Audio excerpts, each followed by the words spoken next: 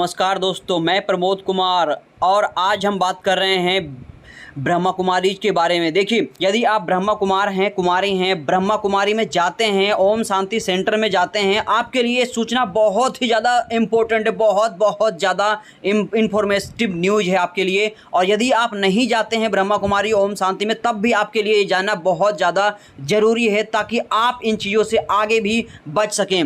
दैनिक जागरण का ये देखिए दबंग दुनिया न्यूज़ है। देखिए, दबंग दुनिया न्यूज़ चैनल आप देख सकते हैं।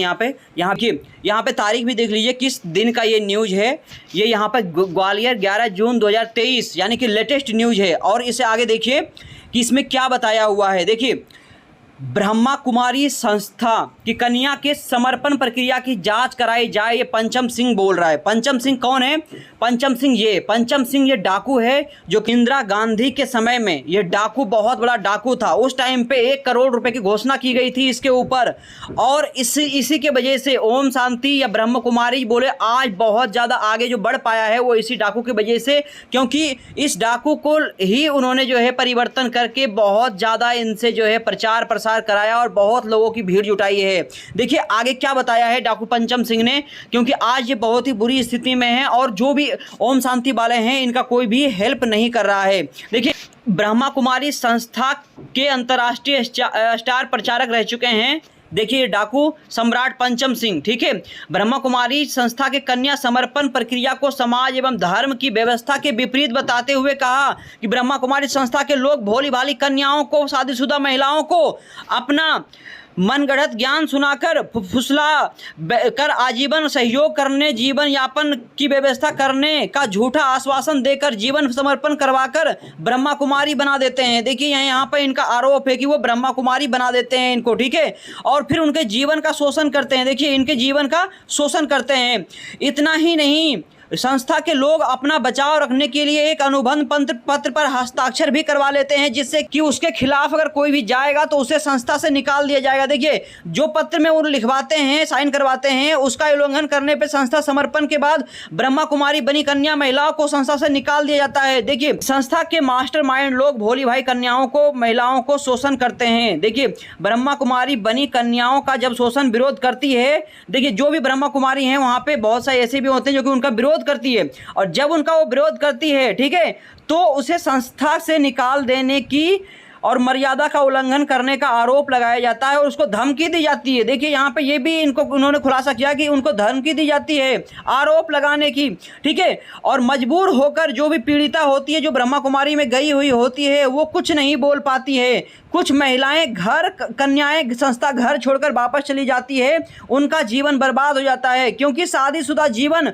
महिलाओं का जो है बेकार हो जाता है। और वापस जाने के बाद पति उसको छोड़कर जाने के बाद में ब्रह्मा कुमारी बनकर वापस घर आती है तो उसके ससुराल वाले उसको स्वीकार नहीं करते हैं। देखिए, यहाँ पे बहुत बड़ी बात है, ससुराल वाले उनको स्वीकार नहीं करते हैं।